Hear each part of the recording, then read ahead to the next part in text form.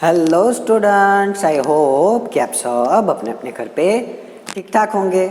तो आज हम पढ़ेंगे चतुर्थ पाठ हास्य बाल कवि सम्मेलनम, यानी कि बच्चों का हास्य कवि सम्मेलन, और उसके साथ साथ अव्ययी प्रयोग कैसे होता है उसके बारे में भी सीखेंगे।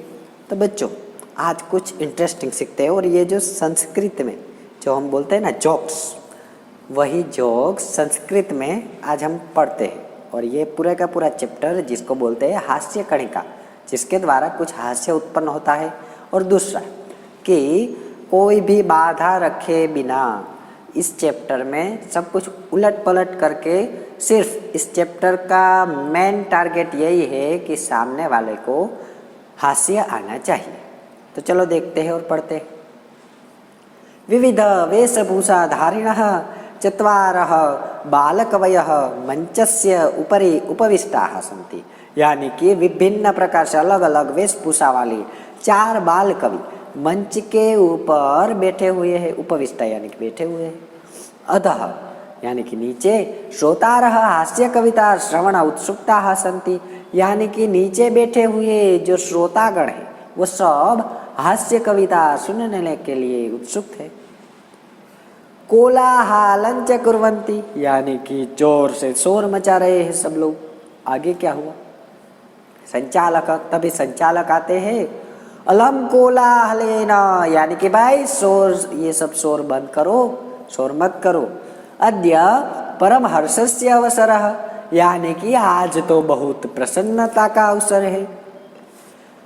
अस्मिन् कवि सम्मेलन काव्य हंतारः, यानी कि भाई आज तो बहुत प्रसन्नता का अवसर है। इस कवि सम्मेलन में काव्य हंता यानी कि काव्य को नष्ट करने वाले, और काल यापकाश्च, यानी कि समय बर्बाद करने वाले, भारतस्य हास्य कवि धुरंधराः समागताः सन्ति, यानी कि भारत के श्रेष्ठ हास्य कवि यहाँ पे आए हुए हैं, धुरंधर कवि आए हुए हैं। एहि करतल ध्वनि नाम वयम एतेषाम स्वागतम कुर्मः, यानी कि हम सब तालियों से इन सब का स्वागत करते हैं।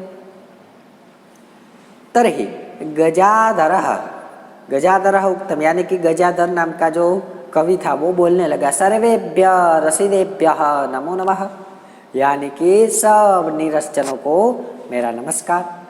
प्रथमम तावत अहम, यानी कि तब तक पहले मैं एक बात बताता हूँ। आधुनिक वैद्यम उद्देश्यम स्वकीयम काव्यम श्रावयामि, यानी कि अभी के युग के आधुनिक जो वैद्य है उनको लक्ष्य करके मैं अपनी कविता सुनाता हूँ।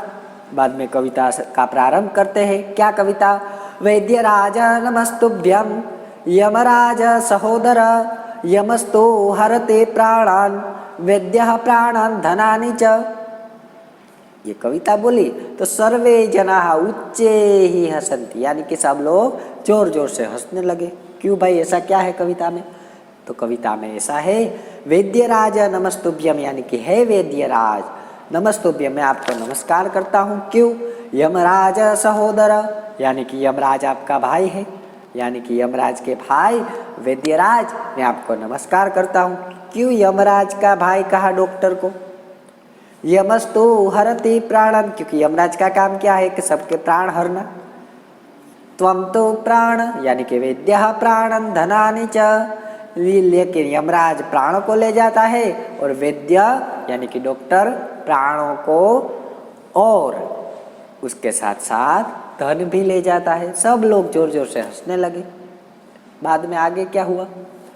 तभी कालांतक आया।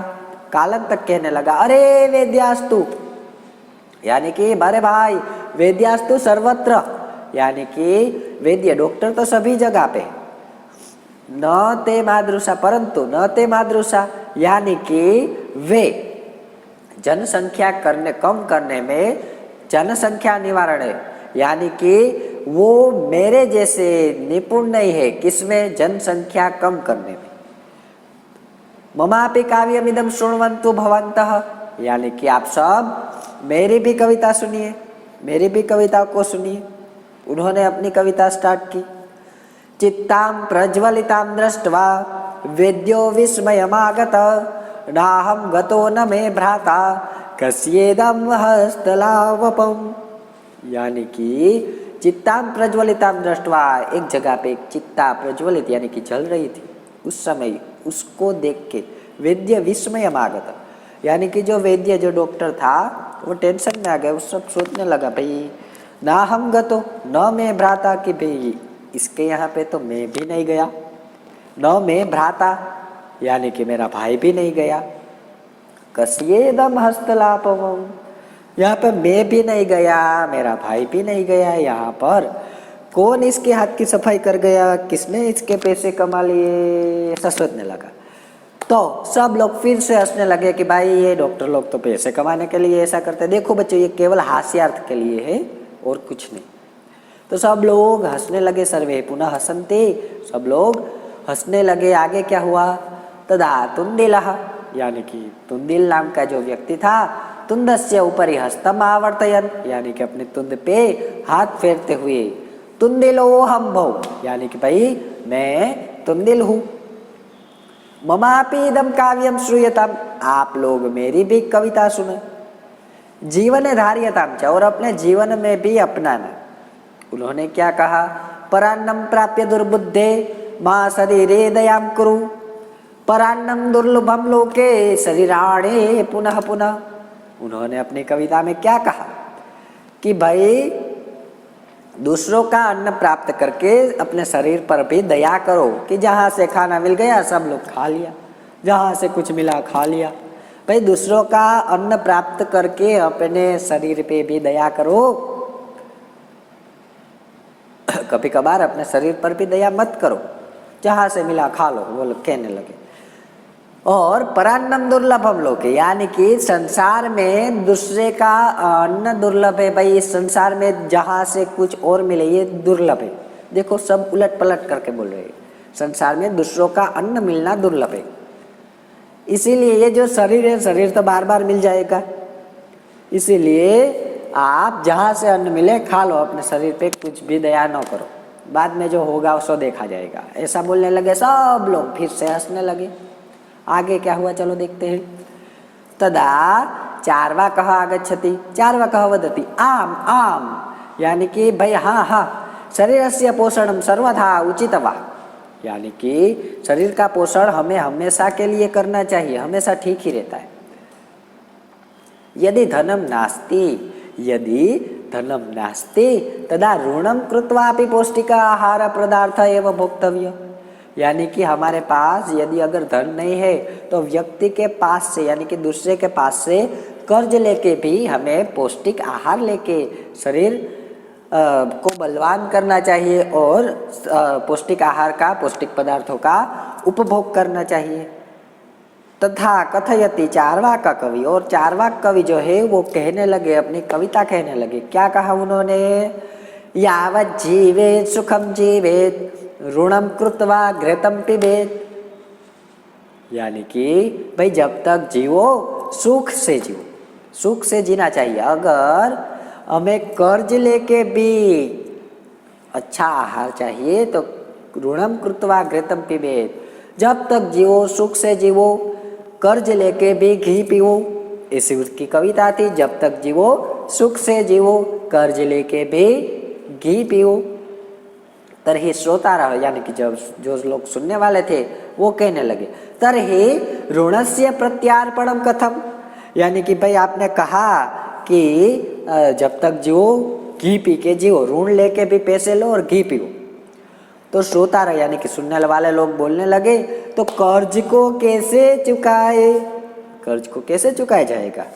तरही अग्रे गच्छेयुः चार्वाकः वदति श्रूयता मम अवशिष्टम काव्यम, यानी कि मेरी जो काव्य है वो और सुनाइए, यानी कि बची हुई कविता सुनो। कृतम पीत्वा श्रमम कृत्वा ऋणम प्रत्यर्पयेत् जनः, यानी कि घी पीकर परिश्रम करके लोगों का कर्ज वापस चुका देना चाहिए, वापस दे देना चाहिए। काव्य पाठ श्रवणेन उत्प्रेरितः एकः बालकः अपि, यानी कि काव्य पाठ से प्रेरित होकर एक बालक भी आशु कविताम रचयति हास्यपूर्वकम च श्रावयति, यानी कि तभी की तभी एक बालक कविता की रचना करता है और हंसते हुए सुनाता है। बालक की कविता सुनते हैं। बालक श्रूयताम श्रूयताम भो, यानी कि सुनिए सुनिए ममापि काव्यम, यानी कि मेरी भी कविता सुनिए। गजाधरम कविम चैव तुंदिलं भोज्यलोलुपम कालांतकम तथा वैद्यम चार्वाकम च नमाम्यहम, यानी कि वो जो बच्चा था, बालक था, वो कहने लगा गजाधर कवि और खाने के लोभी तुंदिल, यानी कि प्राण लेने वाले, कालांतक को तथा वैद्य चार्वाक को मैं प्रणाम करता हूँ। कविता सुनकर बालक हा हा हा करके हंसता है और दूसरे भी हंसते हैं और सभी लोग अपने अपने घर जाते हैं। तो आई होप कि आपको मज़ा भी आया होगा और सब कुछ समझ में भी आ गया होगा। धन्यवाद।